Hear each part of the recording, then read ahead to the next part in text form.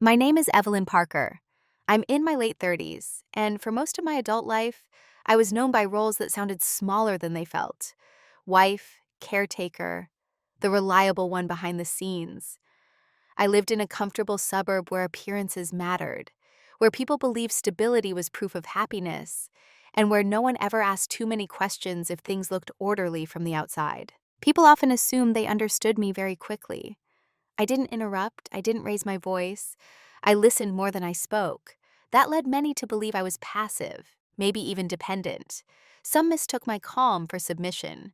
Others assumed that because I didn't complain, I must have been content. I learned early that when you make life easier for others, they rarely stop to wonder what it costs you. I was seen as dependable, useful, replaceable, though no one would have used that word out loud. This story is not about a dramatic collapse or a sudden rebellion.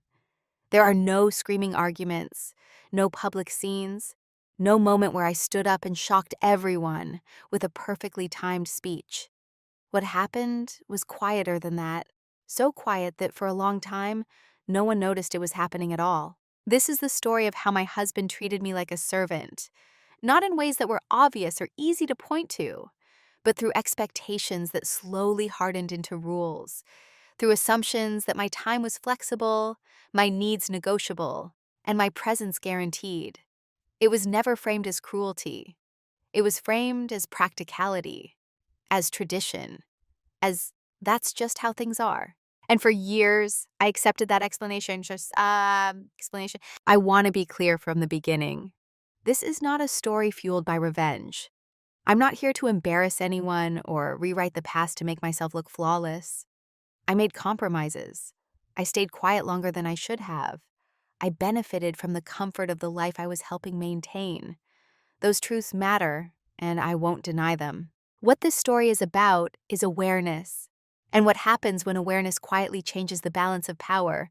It's about realizing that silence can be mistaken for obedience, and how that misunderstanding can become leverage.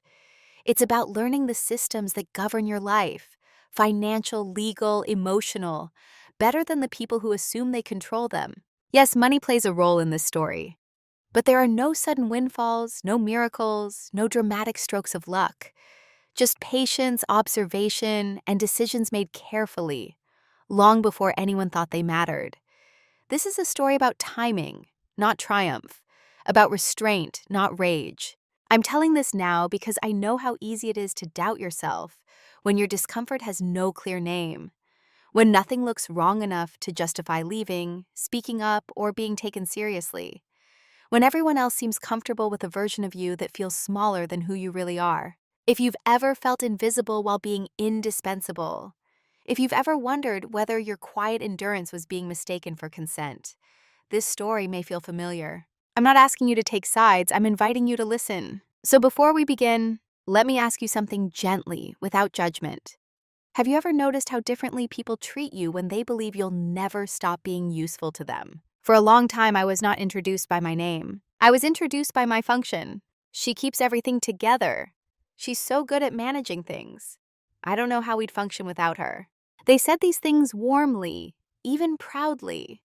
And I smiled when they did, because on the surface, they sounded like compliments, but none of them described who I was. They described what I provided. In our family, I was the background system, the one who knew where everything was, when everything was due, and how everything worked. I remembered the quiet preferences people never voiced out loud. I anticipated conflicts before they surfaced and dissolved them privately so no one else had to feel uncomfortable. I learned to read moods the way some people read weather, instinctively, constantly, without comment. My husband never explicitly told me this was my role. That's the part people misunderstand. There was no announcement, no agreement. The role formed gradually, shaped by repetition, by what happened when I stepped in and what happened when I didn't. When I handled something, it was expected next time. When I didn't, it was noticed. At first, I told myself this was a partnership, that I was contributing in my own way. My husband worked long hours, made visible decisions, and carried the title everyone respected. I handled what didn't have a title: schedules, family obligations, emotional maintenance, continuity. The invisible work that keeps life from unraveling. I didn't resent it in the beginning. I was proud of being capable, of being trusted, of being the one who could handle it. That word, handle, followed me everywhere. Evelyn will handle it. Just ask Evelyn. She's better at those details. No one asked if I wanted to. Over time, my presence became procedural. I was included where usefulness was required, excluded where authority was exercised. Conversations about decisions happened around me, not with me. Plans were made assuming my availability, my flexibility, and my silence. And because I didn't protest, because I adjusted smoothly, everyone assumed this arrangement was mutual. At family gatherings, I was moving while others were seated, refilling glasses, clearing plates, remembering preferences. When I finally sat down, the conversation had already shifted to topics I wasn't part of. Investments, opportunities, decisions already half made. If I spoke, it was usually to clarify a detail, rarely to offer an opinion. No one told me to be quiet. They just didn't pause for me. The strange thing is, invisibility doesn't feel like neglect at first. It feels like efficiency, like harmony, like being low maintenance. You convince yourself that not needing much is a virtue, that asking for more would be disruptive, ungrateful. I told myself stories to make it make sense. This is just how families divide labor. He's under pressure, I'm helping. This phase will pass. But phases only pass when something interrupts them. And nothing was interrupting mine. My husband trusted me completely, with tasks, with responsibility, with execution. But trust without respect is a subtle thing.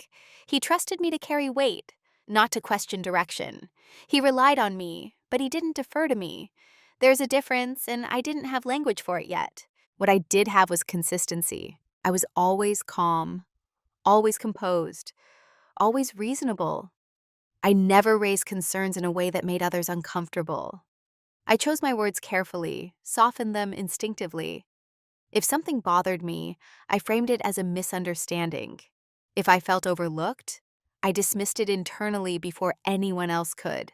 From the outside, I looked secure, privileged even. A woman with a stable marriage, a comfortable life, and no visible conflict. People assumed silence meant satisfaction. They didn't see the slow narrowing of my role. They didn't see how my world had become smaller without anyone explicitly shrinking it. And I didn't see it clearly either, not yet. At that stage, I still believed that being indispensable meant being valued, that reliability would eventually earn reciprocity. If I kept things running smoothly, someone would notice the cost. That was who I was to them then. Not a partner, not a decision maker, not a problem. Just the constant. And constants, I would later learn, are the easiest things to take for granted. The first time I noticed it, I almost dismissed it. It wasn't a fight. It wasn't even a raised voice. It was a moment so small that if I tried to explain it later, it would have sounded petty. That's why it stayed with me. Because the things that hurt the most quietly are the ones you're told not to take seriously. We were at a dinner with friends, people who had known us for years, the kind of evening where conversation drifts easily, where everyone relaxes into familiar roles. At some point, the topic turned to finances, investments, long-term planning, and the usual polite exchange of confidence and numbers. One of the friends turned to my husband and asked, half-jokingly, "So who actually handles all of that in your house?" Before I could answer, before anyone even looked at me, my husband smiled and said, "Oh, that stuff just gets taken care of. I don't have to think about it." Just gets taken care of. The table laughed softly. The conversation moved on. No one meant harm. No one noticed anything wrong. Except me. It wasn't that he didn't credit me by name. It was the way my work disappeared into the air, transformed from effort into inevitability, as if systems simply maintain themselves, as if order was the natural state of things, not something actively sustained. I felt something tighten, then release, a reflex I'd practiced for years. I told myself it didn't matter. Later that night, as we were getting ready for bed, I mentioned it casually, not as an accusation, more as an observation. I said something like, I actually do handle most of that. He didn't turn around. He was already distracted, already moving on to the next thought. "Well, yeah," he said. "That's what I meant." That was it. No acknowledgement, no pause, no curiosity about how it landed. And again, I told myself it was nothing. But once you notice the first small cut, you start noticing the others. They didn't arrive all at once. They arrived spaced out, almost politely. A comment about how flexible my schedule was, said as justification for why my plans could always be adjusted. A decision was made without consulting me, followed by, "I assumed you'd be fine with it." Praise delivered in a way that sounded more like relief than appreciation. None of it rose to the level of confrontation. That's what made it dangerous. At a family event, someone asked my opinion about something that directly affected our household. Before I could respond, my husband answered for me. Not dismissively, confidently, as if he were helping. I smiled. Of course I did. Later, I replayed it in my mind, searching for intention. Was he aware he'd done it? Was it a habit? Did it matter if it wasn't malicious? I didn't yet have the courage to admit the real discomfort. It wasn't about what he said. It was about how natural it felt to him to speak over me, and how natural it felt to everyone else to accept it. The hardest part about subtle disrespect is that it offers you plausible deniability. You can always explain it away. You can always tell yourself you're being sensitive, and because you want peace, because you've built your identity around being reasonable, you do exactly that. I kept track, though, not deliberately, not like a ledger, more like a faint awareness that something had shifted, that the ground under my feet wasn't as solid as I'd assumed. I didn't confront him. I didn't change my behavior. I didn't demand anything. Outwardly, nothing changed at all. But inwardly, a question had formed, a quiet one, an inconvenient one. If my presence could be overlooked this easily, if my contributions could be erased without comment, what exactly was my position here? I wasn't angry. I wasn't hurt in a way that demanded tears. I was alert. And that, I would later realize, was the beginning of everything. Once you accept the first explanation, the rest become easier. That's how normalization works. Not through force, but through familiarity. After that dinner, moments like it continued to appear. Never identical, always slightly different, as if carefully varied to avoid pattern recognition. A comment here, an assumption there. Each one is small enough to excuse, reasonable enough to overlook. And I did overlook them, repeatedly. When my husband discussed plans that affected both of us without consulting me first, I told myself he was just thinking out loud. When he framed my time as endlessly adjustable, I reminded myself that flexibility was one of my strengths. When decisions were already in motion by the time I heard about them, I convinced myself I trusted his judgment. Trust, after all, was supposed to be a good thing. The problem was that trust began to function in only one direction. I trusted him to decide. He trusted me to adapt. That imbalance didn't arrive suddenly. It crept in quietly, disguised as efficiency, as leadership, as someone taking charge I wouldn't have to worry. And because I rarely challenged it, it solidified. At social gatherings, my role became predictable. I was the stabilizer, the translator of moods, the one who smoothed transitions and filled gaps. If someone needed something, they came to me. Not because I had authority, but because I was accessible. Accessibility is often mistaken for willingness. If I ever tried to redirect a conversation towards something I cared about, it rarely gained traction. Not because people were rude, but because they weren't accustomed to hearing me take up space. I had trained them well. Sometimes my husband would praise me in public. He'd say things like, "I couldn't do what I do without her," or "She handles everything." People smiled. I smiled too. But the praise felt oddly hollow, like applause for backstage work, necessary but not worthy of attention. It reinforced the same message: I was essential but not central. There were moments when I almost spoke up, when a comment lingered too long, or a decision cut too close to something I cared about. Each time I ran through the same internal checklist. Is this worth the discomfort? Will this create tension? Am I overreacting? I rarely liked the answers, so I stayed quiet. I adjusted. I compensated. I told myself I was choosing peace, that silence was maturity. That is not everything that needs to be addressed. What I didn't realize then was that I was teaching everyone, including myself, how to treat me. The most dangerous part of normalization is how logical it sounds. I had explanations for everything.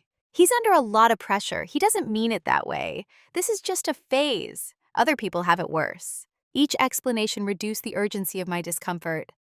Each one has a delayed action. And over time, the absence of resistance began to look like consent. My husband stopped checking in. Not out of malice, but because nothing in his experience suggested he needed to. The system worked. I made sure it did. There is a particular loneliness that comes from being surrounded by people who assume you're fine.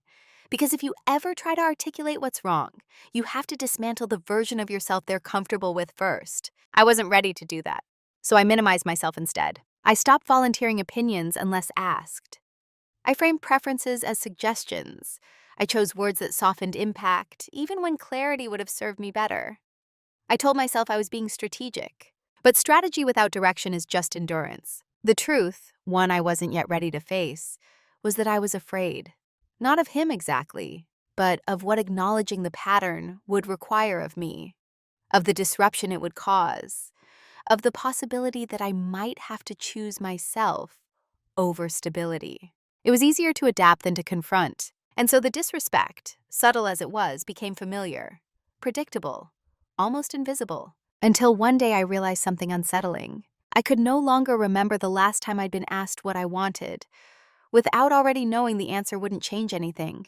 That realization didn't explode, it settled, and once it did, I couldn't unfeel it. The clarity didn't arrive all at once. It came in pieces, assembling itself slowly until the picture was impossible to ignore. I began to see that I wasn't just behaving a certain way. I was being positioned. And I had participated in that positioning by being consistently reliable, consistently accommodating, consistently quiet. In our family, my role had become fixed. I was the one who remembered, the one who adjusted, the one who absorbed the inconvenience so others wouldn't have to. If something went wrong, it somehow traced back to me, not through blame, but through expectation. If a detail was missed, it was surprising, almost unsettling, because it contradicted the role I'd been assigned. Reliability had become my identity. And identities once assigned are hard to escape. I noticed how conversations unfolded differently depending on who was speaking.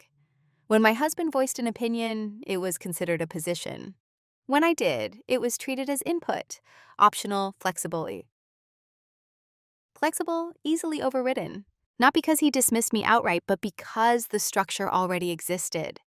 He was the decision maker. I was the support system. I had become useful in a way that required me to remain unseen. What startled me wasn't that others accepted this dynamic. It was how normal it felt to them. As if this arrangement made sense. As if it were natural that one person carried authority and another carried continuity. I asked myself when I'd agreed to this. There was no moment, no contract, just repetition. Every time I smoothed something over instead of naming it. Every time I adapted instead of pushing back. Every time I told myself it wasn't worth addressing. The role solidified quietly. At family gatherings, people would look to me when something needed to be done, and to my husband when something needed to be decided. No one questioned this division, neither did I, at least not out loud. There's a particular kind of erasure that happens when competence becomes expected.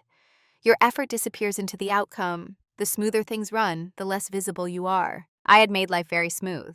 And in doing so, I had made myself easy to overlook. What hurt wasn't the work itself. I didn't mind contributing. I minded the assumption that my contribution was automatic, infinite, and unquestionable. That assumption showed up in small ways. In plans made without my input, in schedules that assumed my availability, in conversations that framed my role as background support rather than shared leadership. No one asked if I wanted more. They assumed I didn't. And the most uncomfortable realization of all was this. They weren't entirely wrong. Not because I didn't deserve more, but because I hadn't required it. I had confused being needed with being valued. I had mistaken reliance for respect. And in doing so, I had helped build a version of myself that was indispensable but not empowered. That version of me was safe, predictable, non-threatening. It didn't challenge anyone else's position. The problem with roles like that is that they don't collapse on their own. They persist until something disrupts them, until the person occupying them changes. At that point in my life, I hadn't changed yet, but I had begun to see, and seeing changes everything. Once you recognize the shape of the box you're in, you can no longer pretend the walls aren't there, even if you don't touch them yet, even if you don't plan to leave. I didn't confront anyone. I didn't announce my realization. I didn't demand a renegotiation. I did something quieter. I stopped assuming the role was permanent. That thought alone barely formed, barely acknowledged, created a small internal shift. Not enough to disrupt the system, but enough to loosen its grip on me. The day everything shifted didn't look important from the outside. There was no argument, no revelation delivered in a dramatic sentence. It was an ordinary weekday, structured and predictable, the kind of day that blended easily into the rest of my life. I was sitting alone at the kitchen table in the late afternoon. The house was quiet in that temporary way. Between responsibilities, between people coming and going, I had a stack of mail in front of me, mostly routine: bills, notices, statements. The kind of paperwork I had handled for years without thinking too much about it. I opened each envelope automatically, my hands moving ahead of my thoughts. At some point, I realized I was no longer skimming. I was reading. One document held my attention longer than it should have. Not because it was shocking, but because it was clarifying. It outlined arrangements, responsibilities, and access. Language I'd seen before, but never with this particular awareness.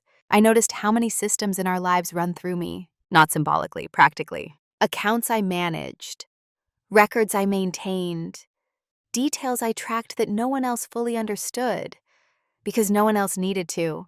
Everything worked, so there were no questions. And in that quiet moment, something in me finally clicked into place. If I stopped, things wouldn't collapse immediately, but they would stall. Not dramatically, inconveniently. I wasn't powerless, I was positioned. The realization didn't make me angry. It made me still. I sat there longer than necessary, the paper resting on the table, my hands folded loosely in front of me. I wasn't planning, I wasn't strategizing. I was simply allowing a truth I'd avoided to settle. I had been living as though my value came from my willingness to carry weight without recognition. But weight is still weight, no matter how quietly you bear it. For the first time, I considered what would happen if I chose differently. Not impulsively, not emotionally, just deliberately.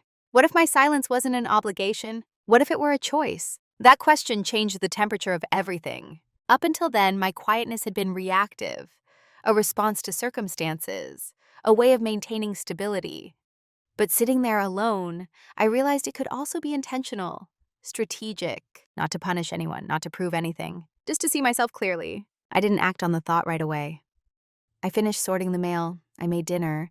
I followed the familiar rhythm of the evening. My husband came home and talked about his day.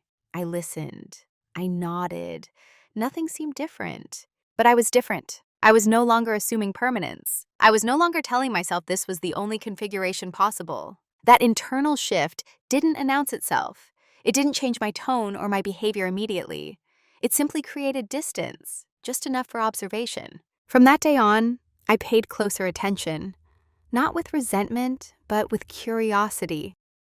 I noticed who relied on what, who asked questions, and who never did. I noticed how often my presence was assumed, and how rarely it was acknowledged. And I stopped filling in gaps automatically. Not enough to raise alarms, just enough to notice what happened when I didn't. The system didn't break, but it did reveal itself. That was the moment I stopped seeing myself as trapped by circumstances and started seeing myself as someone standing at the center of them. No one else knew this shift had occurred. That was important, because real change doesn't begin with confrontation. It begins with clarity. Once awareness settled in, my silence changed character. Before, it had been automatic, an instinct shaped by habit and self-preservation. Now, it was deliberate. I wasn't withdrawing. I was observing. And there is a difference between the two that most people never notice. I didn't announce any change. I didn't alter my routines in obvious ways. I continued to show up, to manage, to keep things running. From the outside, nothing had shifted. But internally, I had stopped filling in the blanks without noticing them. When my husband spoke about plans, I listened without immediately aligning myself. When someone assumed my availability, I paused before agreeing. When a decision was made without consulting me, I noted it quietly. This wasn't passive resistance, it was data collection. I wanted to understand the system I was part of before I considered changing it. I wanted to see how much of it depended on my silent cooperation. The answer slowly became clear. People mistook my composure for compliance. They always had. But now I understood how deeply that assumption ran. Because I didn't object, they believed I agreed.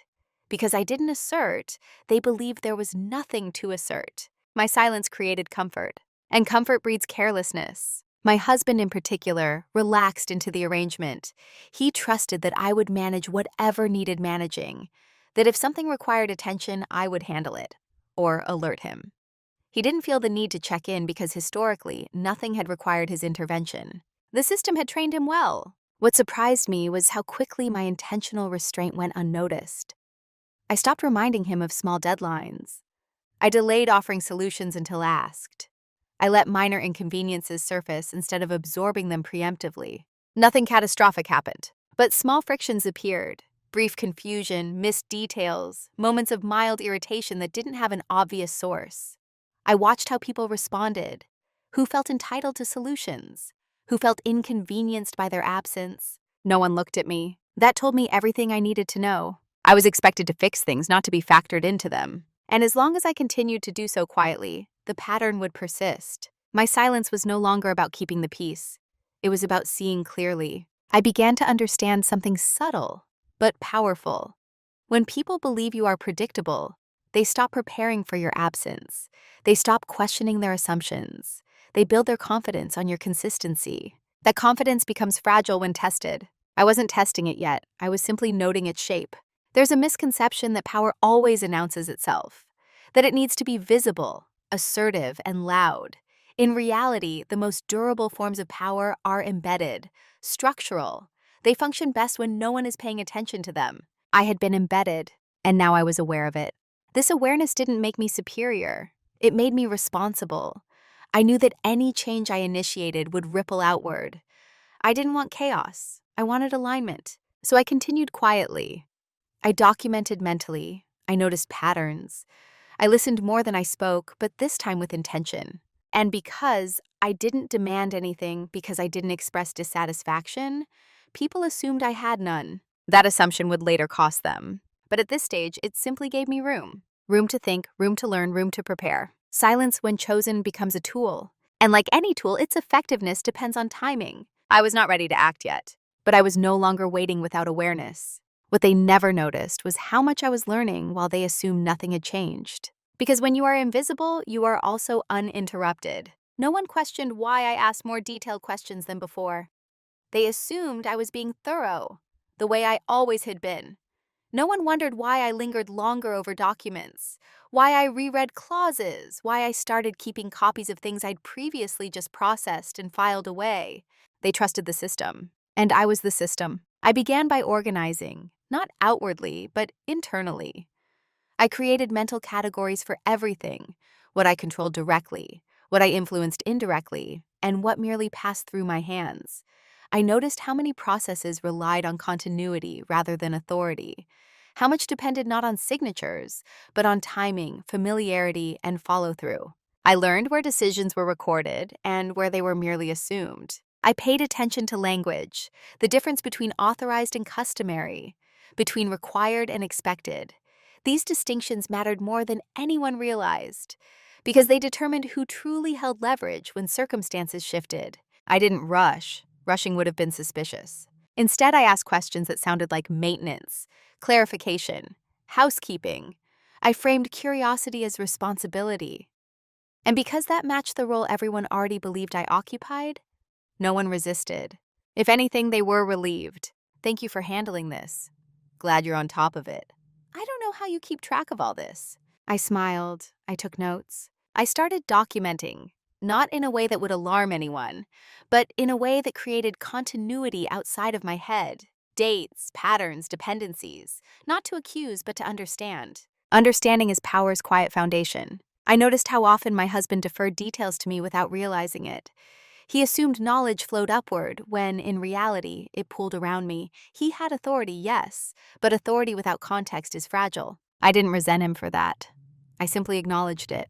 What surprised me most was how little resistance I encountered. Systems are rarely guarded when they're working smoothly. People protect what they believe is threatened. They neglect what they believe is stable. I was considered stable, so I learned. I learned how money moved before it became visible, how decisions were finalized long before they were announced, how much of control was actually habit reinforced by confidence. I learned the difference between what was legally binding and what was socially enforced. and I learned how often the latter was mistaken for the former. This wasn't about plotting, it was about fluency. I wanted to be fluent in the structure of my own life. There were moments when I wondered if I was going too far, if observation itself was a form of betrayal. But then I reminded myself I wasn't hiding anything new. I was simply paying attention to what already existed. No one had ever discouraged me from understanding. They had simply never expected me to. The more I learned, the calmer I became. Anxiety thrives on uncertainty. Clarity, even uncomfortable clarity, is grounding. I stopped fantasizing about confrontation, about being seen suddenly, dramatically. Those thoughts lost their appeal. Visibility, I realized, was not the same as influence. Influence comes from positioning, and position is built quietly, over time. I adjusted nothing yet. I didn't withdraw support or demand acknowledgement. I continued to operate as expected, but I did so with full awareness of the structure I was sustaining. That awareness changed how I saw myself. I was no longer a passive participant in a dynamic I didn't choose. I was an informed actor in a system that had grown comfortable relying on me. And comfort, when unexamined, creates vulnerability. They never noticed the shift because it didn't inconvenience them. It didn't challenge their assumptions. It didn't ask them to see me differently. That would come later. For now, I was still invisible. But I was no longer unprepared. The reveal didn't feel like a victory. There was no rush of adrenaline, no satisfaction, no urge to tell anyone what I'd uncovered. What I felt instead was a deep, quiet stillness, the kind that arrives when a long-standing question finally answers itself. I was reviewing documents late one evening, not because anything was urgent, but because I developed a habit of understanding things fully before setting them aside. What I noticed wasn't a single explosive detail. It was a convergence. Several small facts align at once. Individually, they meant very little. Together, they formed a picture that was impossible to ignore. I saw how much continuity depended on my presence. Not emotionally, structurally. I saw how authority had been assumed, not reinforced. How access had been granted by default, not by intention. How oversight was scattered because trust had replaced verification. And most importantly, I saw how easily that trust could become exposure. This wasn't about wrongdoing. There were no secrets in the dramatic sense, no hidden accounts or illegal arrangements. What existed was something far more common and far more fragile: complacency. Over time, decisions had been layered on top of assumptions. Responsibilities had been delegated without documentation. Access had been extended without clear succession. Systems had grown around habits rather than safeguards. And I was the habit. I sat there for a long time, not moving, not because I was overwhelmed, but because I finally understood the scale of my position. Not the role I'd been given, but the one I actually occupied. If I stepped back suddenly, things wouldn't explode. They would stall, delay, complicate. The kind of disruption that doesn't look dramatic but quietly erodes confidence. And confidence, I'd learned, was the real currency in our household. I didn't feel tempted to use this knowledge immediately. In fact, the absence of urgency was reassuring. It meant I wasn't acting from emotion, I wasn't reacting, I was simply aware. There's a moment when power becomes real. Not when you use it, but when you realize you don't have to. I closed the folder. I didn't mark anything. I didn't take copies I didn't already have. I didn't change passwords or lock doors. I just sat with the truth. I had leverage, not because I'd taken anything, but because I understood everything. That understanding shifted something fundamental in me. For the first time, I didn't feel small inside the system I'd been maintaining. I felt proportionate to it. I wasn't above it, I wasn't below it, I was central. And that meant I had responsibility. Power without restraint is reckless. Power without clarity is dangerous. I didn't want to punish anyone. I didn't want to prove a point. I wanted alignment between how things worked and how I was treated. But alignment requires choice, and choice requires resolve. That night, I slept better than I had in months. Not because anything had changed outwardly, but because I was no longer confused about my own position. Confusion had been the real burden, not workload, not silence. Uncertainty. The next day, everything continued as usual. My husband went to work. Conversations followed familiar paths.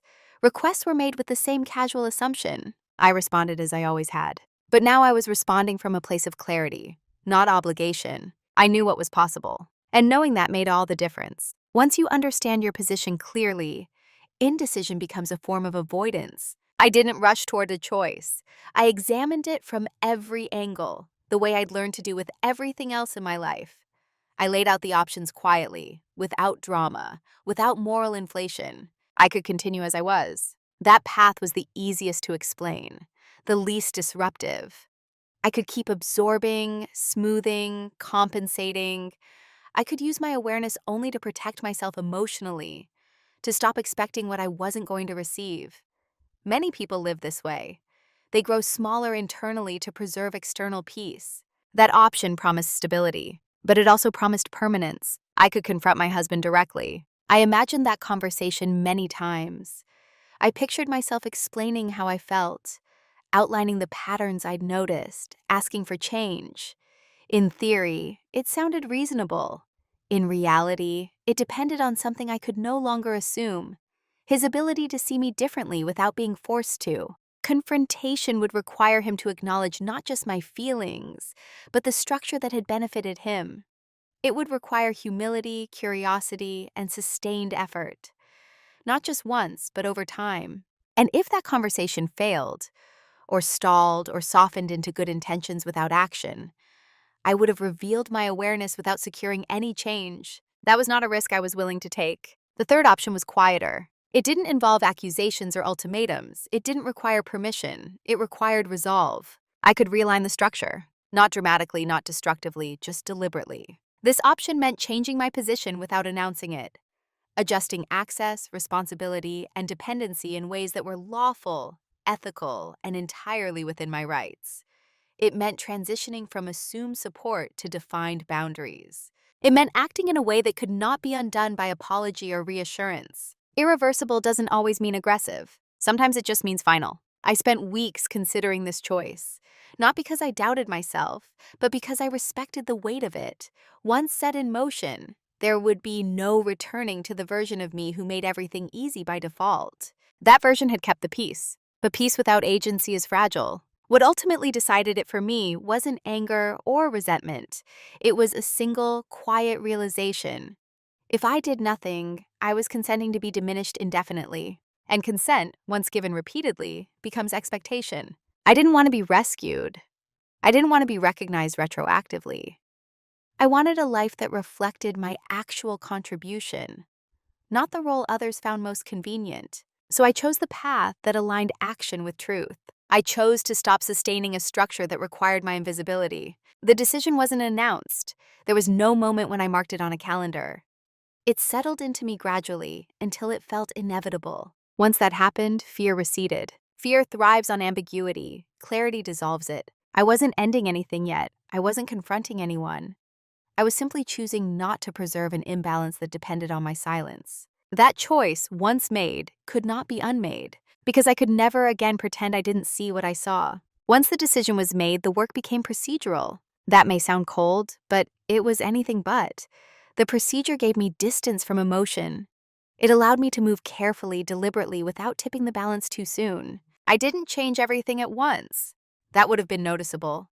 Instead, I focused on alignment, making sure that responsibility matched authority, that access matched accountability, that my involvement was no longer assumed where it was not formally defined. The first steps were administrative, quiet, entirely reasonable. I updated records that had been left informal for years. I clarified roles that had been understood rather than documented. I ensured that what I managed reflected what I was responsible for, no more, no less. Nothing I did violated trust. It simply removed ambiguity. I scheduled appointments under the guise of routine reviews. I asked questions that any diligent person in my position could ask. I confirmed details that had been taken for granted.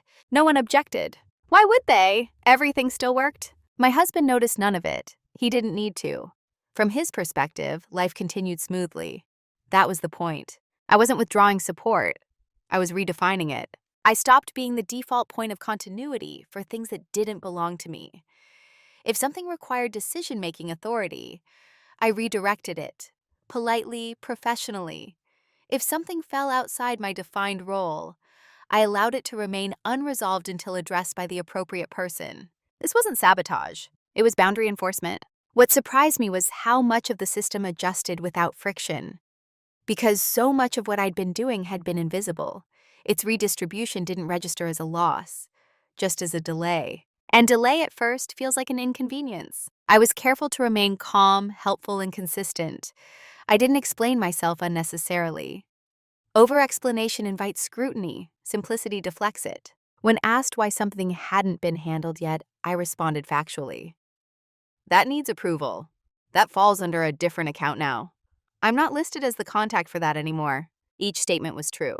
Truth is the safest place to stand. Legally, everything was sound. Financially, everything was transparent.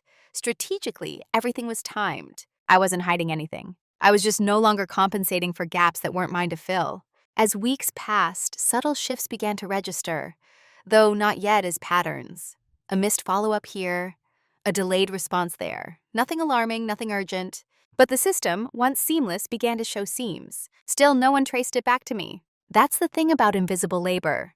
When it stops, the absence is felt, but the source is rarely identified.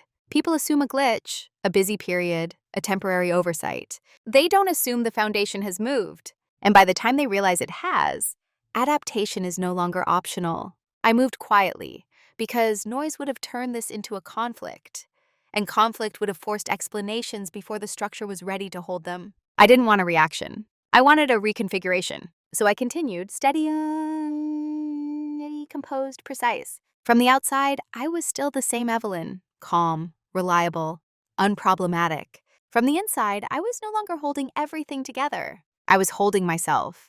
The first signs weren't dramatic. They rarely are. They appeared as mild confusion, small enough to dismiss, but persistent enough to irritate. A missed detail here, a follow-up that didn't happen automatically. A question was asked twice because no one was quite sure who was responsible anymore. At first, everyone assumed it was temporary. My husband mentioned being busier than usual. A colleague had dropped the ball.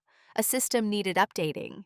These explanations floated through conversations without settling on anything concrete. No one said my name. That told me the adjustment was working. The consequences of my withdrawal weren't emotional.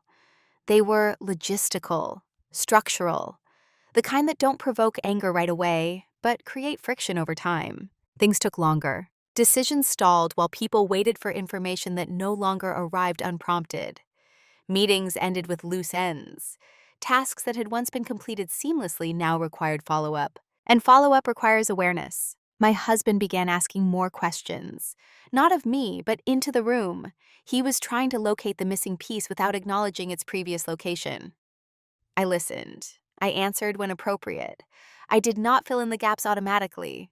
This wasn't punishment, it was accurate. I had not disappeared. I was simply no longer compensating. The shift unsettled him. Not enough to alarm him, but enough to create tension. He began double-checking things he'd never needed to before. He grew mildly impatient with delays that had once been invisible, and still he didn't connect it to me. That wasn't denial, it was a habit. For years, my work had been absorbed into the environment. Its absence felt like a system issue, not a personal one. At family gatherings, I noticed similar patterns, small oversights, confusion about plans. Someone asks, "Did anyone confirm this?" Followed by a pause. I didn't rush to answer. When I did speak, I was precise, limited, factual. I'm not coordinating that this time. That wasn't brought to me. I assumed someone else was handling it. All true, all calm. The discomfort grew slowly, like pressure rather than shock. People began to feel the cost of assumptions without yet understanding their source. That's when reactions shifted from confusion to frustration. Not directed at me, but at the situation. And frustration left unresolved seeks accountability. My husband grew quieter, more focused, less relaxed. He wasn't angry. He was unsettled. The ground he'd been standing on had softened, and he couldn't see why. I watched him adapt in real time, attempt to regain control by tightening oversight, asking more questions, delegating more explicitly. In other words, doing what I had always done. The difference was that he was new to it. That learning curve was uncomfortable. I felt no satisfaction in this, only confirmation. Confirmation that my labor had been real, that my absence was measurable, that the ease he'd enjoyed had not been inherent to the system, it had been sustained. And now, without confrontation, that truth was surfacing. Still, I didn't explain. Explanation would have allowed for temporary fixes, for apologies without restructuring, for promises unanchored by change. I wasn't interested in that. I wanted the consequences to speak for themselves. Because when people feel lost without understanding why, they are forced to examine their assumptions. And assumptions, once examined, rarely survive intact. The moment people realize something is wrong is rarely the moment they understand it. At first, the discomfort had felt like friction, annoying, but manageable. By the time it escalated into concern, the system had already shifted too far to be reset quietly. My husband began trying to fix things, not by addressing me directly, but by tightening control elsewhere. He stayed later at work, he scheduled extra meetings, he tried to oversee details that had once flowed smoothly without his involvement. The more he tried to compensate, the more apparent it became that he was compensating for something he didn't fully grasp. He was treating symptoms, not the cause. There's a specific kind of panic that doesn't look like panic at all. It looks like urgency disguised as efficiency, like impatience masked as leadership, like a man working harder while quietly wondering why it no longer worked the way it used to. I watched this without satisfaction, not because I lacked emotion, but because by then, emotion had already done its work. What remained was inevitability. At some point, he began to notice me again, not in the way people imagine.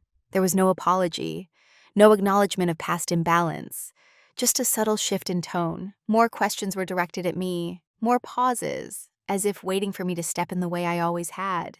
I didn't. When he asked why something hadn't been handled, I answered honestly. When he implied expectation, I responded with clarity. I wasn't responsible for that. That decision wasn't run by me. I didn't have access anymore. Each response landed heavier than the last. Not because of how I said it, but because of what it revealed. I was no longer positioned where he thought I was. That realization unsettled him deeply. He tried to restore normalcy through familiarity, casual gestures, softer language, unspoken assumptions that we would get back to how things were. But how things were depended on my silence. And silence, once chosen deliberately, cannot be reclaimed as habit. There were moments when he seemed almost regretful. Not remorseful, regretful. As if he sensed something had been mishandled but couldn't identify exactly when or how. Regret looks backward. Change requires facing forward. By the time he began to sense the scale of the shift, the structure was already aligned to function without my automatic support. Roles had been clarified, dependencies redistributed, boundaries documented. Nothing I'd done could be undone without my cooperation. And I was no longer offering it by default. This is the part of the story where people expect confrontation, a breaking point, a dramatic reckoning. What they don't expect is this. By the time panic arrives, confrontation is unnecessary, because the system itself has already answered the question. He couldn't fix this with effort alone, or charm, or urgency. He couldn't apologize his way back into a dynamic that no longer existed. The version of me who would have accepted that had already stepped aside. What remained was not bitterness, but finality. I didn't feel powerful in that moment. I felt clear. Clarity doesn't shout. It doesn't need to. It simply refuses to return to confusion. And by the time he realized that, it was already too late to fix things the old way. The conversation, when it finally happened, was almost disappointingly quiet. No raised voices. No accusations, no dramatic pause where everything changed in a single sentence. Just two people sitting across from each other. The air heavy not with anger, but with realization. He initiated it, not because he suddenly understood everything, but because the discomfort had reached a point where it could no longer be ignored.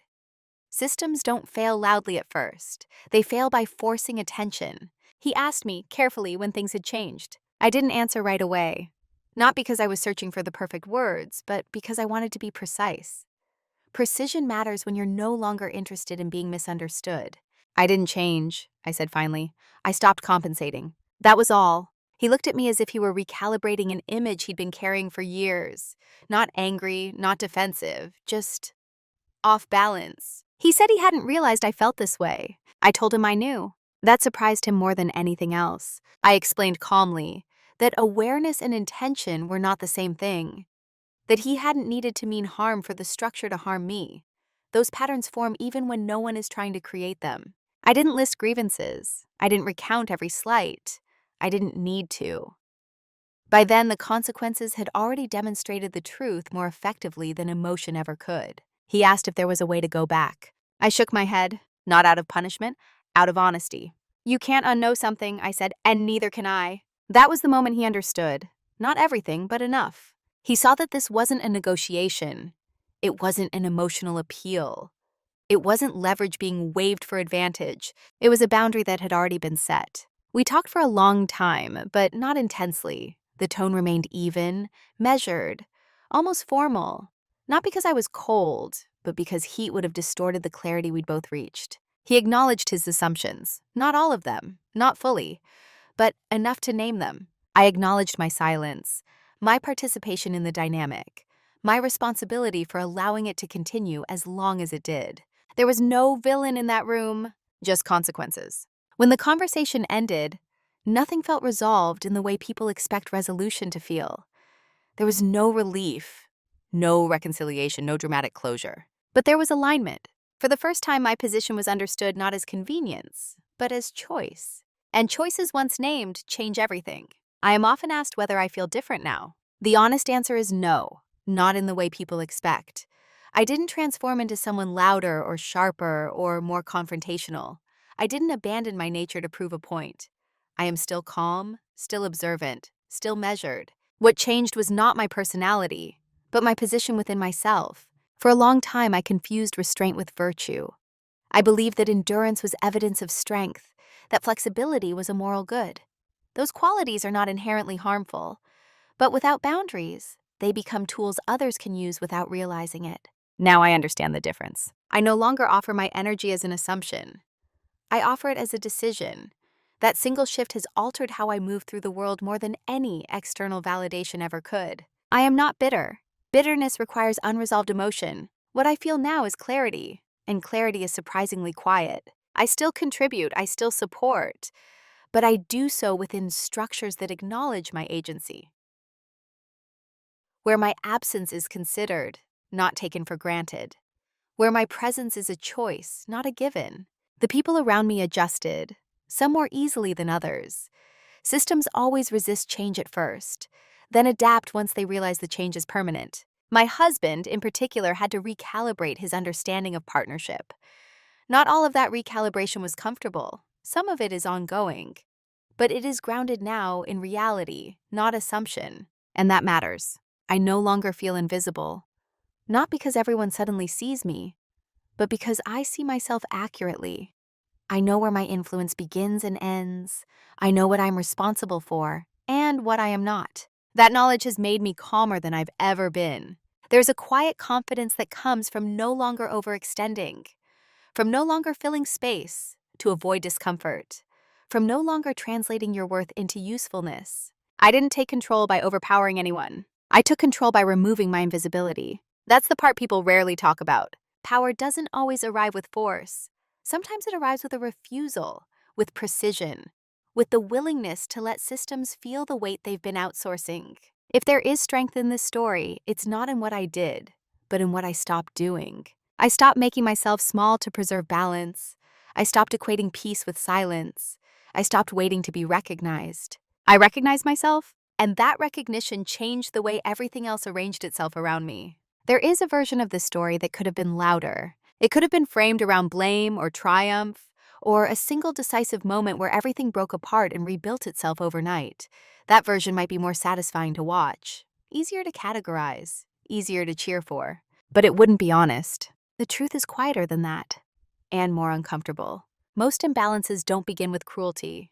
They begin with convenience, with one person consistently adapting, smoothing, absorbing, until the system quietly reshapes itself around that effort. Over time, what began as kindness becomes expectation. What began as flexibility becomes an obligation. And what began as silence becomes consent. This story is not a warning against love or partnership or compromise. It's a reminder that none of those things should require erasing yourself. You don't lose your voice all at once. You lose it in increments, each one small enough to justify, each one easy to dismiss, until one day you realize you've been speaking fluently in a language no one else has learned to hear. The turning point isn't rage, it's recognition. Recognition of your position, of your leverage, of the difference between being relied upon and being respected. I didn't reclaim my life by becoming someone else. I did it by becoming accurate about what I contributed, what I tolerated, and what I was willing to continue sustaining. Quiet dominance isn't about control over others. It's about control over your participation. It's the decision to stop cushioning systems that benefit from your silence, to stop offering stability at the cost of self-erasure, to let structures reveal themselves by no longer holding them up invisibly. And here is the part that matters most.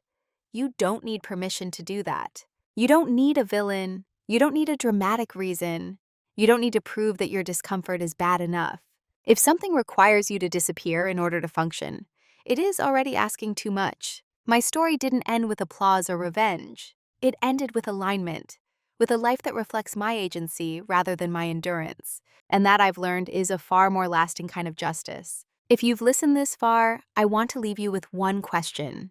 Not to answer out loud, but to sit with honestly. Where in your life are you being relied on so consistently that no one has noticed what it would cost them if you stopped? If that question resonates, you're not alone. And if you're willing, I'd like to hear your thoughts in the comments, because stories like this don't end when the video does.